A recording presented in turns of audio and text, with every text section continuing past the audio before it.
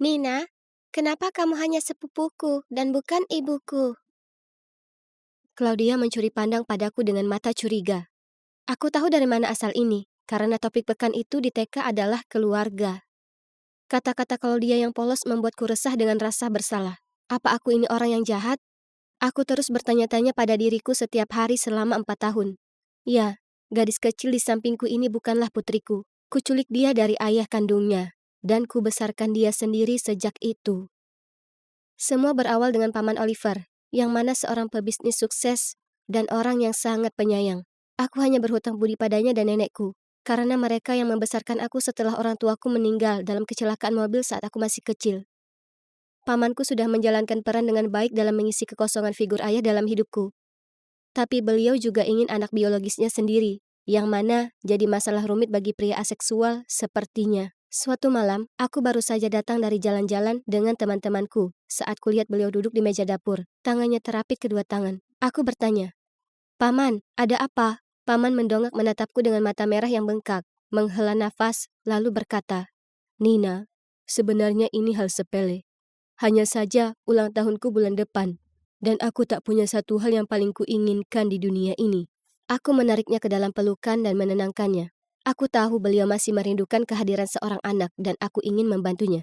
Jadi, bersama-sama, kami mencari tahu prosedur ibu pengganti. Pamanku sangat bersemangat, dan beliau lengkapi semua berkas untuk membeli sel telur donor. Sekarang yang paman butuhkan adalah seorang ibu pengganti. Jadi beliau pergi ke agensi ibu pengganti setempat dan mereka menunjukkan padanya 5 profil ibu pengganti yang potensial. Aku bersumpah, paman pasti sudah membaca ulang masing-masing sebanyak 100 kali. Tapi, pada akhirnya beliau memilih satu, seorang wanita bernama Katie. Di atas kertas, Katie kedengarannya sempurna. Dia berusia 31 tahun dan telah mempunyai anak laki-laki sehat bernama Robbie. Kontrak sudah dibuat, semua perawatan medis Katie akan dibayar, dan dia juga menerima sejumlah uang yang cukup besar. Kemudian, saat bayinya berusia seminggu, pamanku akan membesarkannya sendiri. Ini semua terdengar sempurna. Ya, akan tetapi semuanya berubah jadi sangat kacau. Setelah Katie hamil, Paman Oliver ingin berada di dekatnya supaya dia bisa menjalin ikatan dengan bayinya. Suatu kali aku jalan masuk ke ruang tamu mendengar musik klasik dimainkan, dan pamanku menempelkan kepalanya ke perut Katie untuk mencari tahu apakah bayinya bisa mendengar musik itu. Segera siap pulang ke rumah mendapati Katie di sana, jadi hal biasa bagiku. Awalnya aku tak keberatan karena dia selalu bersikap baik padaku, dan kami bahkan ngobrol ringan dari waktu ke waktu. Tapi kemudian suatu pagi saat aku menuruni tangga hendak pergi kerja, kulihat dia berdiri di halaman membantu nenekku menyiram bunga.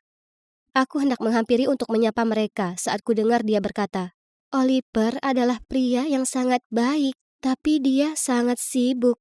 Aku khawatir dia akan kewalahan antara bayi yang baru lahir dan pekerjaan."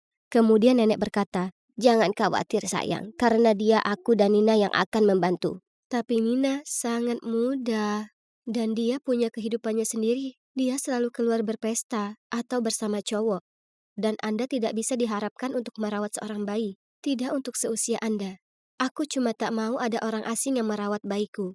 Tidak saat aku bisa membantu. Apa? Perilakunya yang manis bagai gula hanyalah akting, bukan begitu? Beraninya dia berusaha memanipulasi nenekku tersayang. Beberapa hari kemudian, aku turun ke bawah untuk makan malam dan melihat Katie duduk di sana. Dia tersenyum padaku dan bertanya bagaimana hariku. Aku tak tertipu dengan sikap baiknya yang berlebihan, tapi aku tetap menerimanya. Pada suatu ketika dia tiba-tiba mengambil ponselnya. Kemudian senyumnya berubah menjadi muram. Oh, tidak.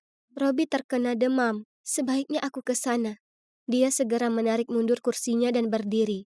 Kalian tahu soal ini? Hanya cinta ibu yang bisa membuat si kecil merasa lebih baik. Kemudian dia pergi.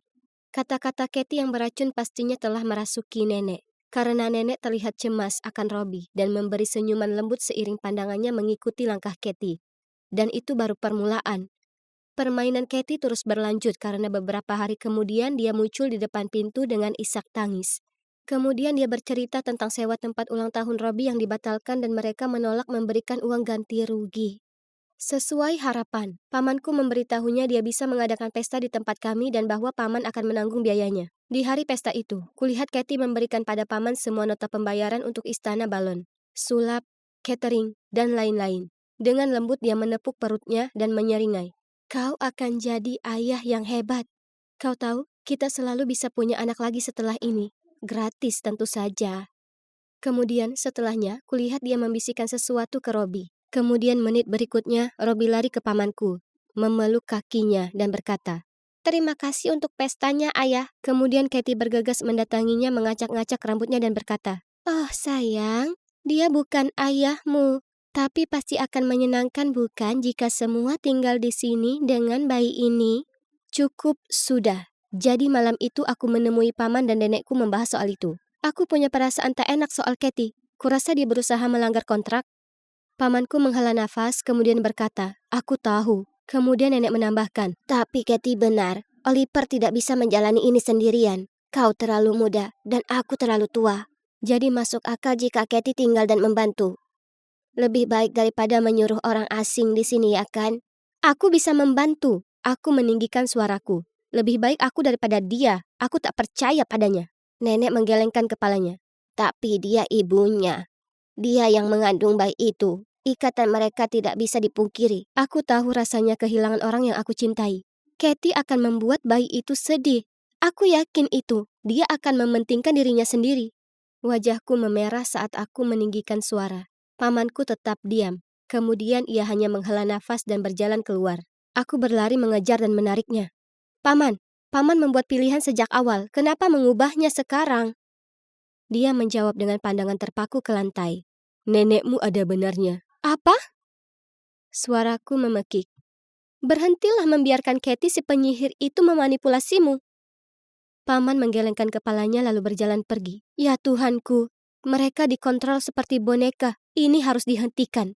Jadi kuputuskan menemui Katie soal ini. Kesempatanku datang esok harinya. Dia membantu masak makan malam jadi aku berkata padanya, "Aku tahu apa yang kau rencanakan. Kau hanya ingin kehidupan yang mudah tanpa khawatir soal uang.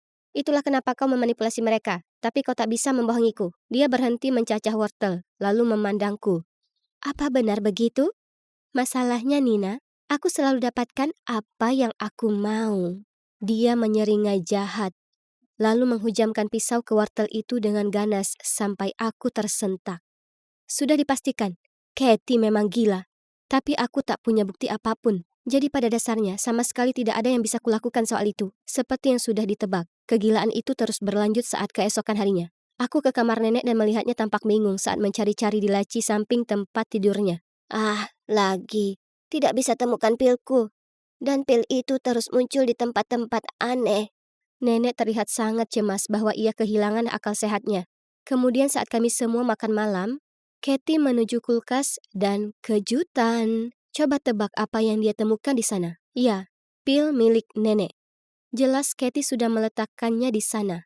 Kemudian dia berjalan menuju nenek, mengusap bahunya, dan dengan cemas berkata, "Seharusnya saya lebih memperhatikan Anda. Sebaiknya kita memeriksakan Anda ke dokter segera. Umur bisa begitu kejam terhadap pikiran, dan Anda tak mau jadi pelupa berada di dekat bayi." Setelah itu, nenek seperti betul-betul teryakinkan kalau ia terlalu tua untuk merawat seorang bayi. Bahkan setelah dokter mengatakan dia baik-baik saja. Terlebih lagi, nenek bersikeras kalau Katie harus pindah ke rumah untuk membantu. Dasar ular si Katie. Sebulan kemudian bayi itu lahir. Seorang anak perempuan. Pamanku menamainya Claudia, seperti ibuku. Kami semua menangis haru dan menyambutnya ke dalam keluarga kami. Harapan Katie tercapai, dan baik dia maupun Robbie pindah ke rumah kami. Suatu pagi aku turun ke bawah melihat Katie menggendong bayi itu. Di depannya adalah kontrak yang sudah dirobek. Ku bilang padanya untuk pergi. Dia tersenyum sinis dan berkata, "Kau memang gadis pintar, Nina. Tapi kau bukan tandinganku. Aku tak akan kemana-mana. Ini adalah rumahku sekarang, jadi biasakanlah." Aku tahu tak ada gunanya memberitahu paman dan nenek soal ini.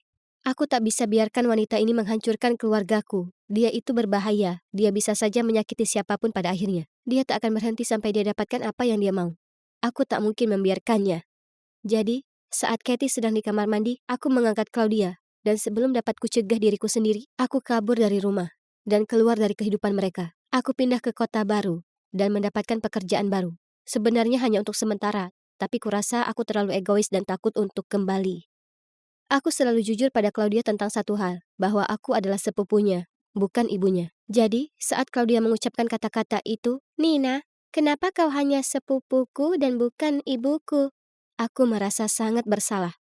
Dia kehilangan hubungan dengan ayahnya karena aku. Ya, Aku ingin keluargaku keluar dari jebakan Kathy.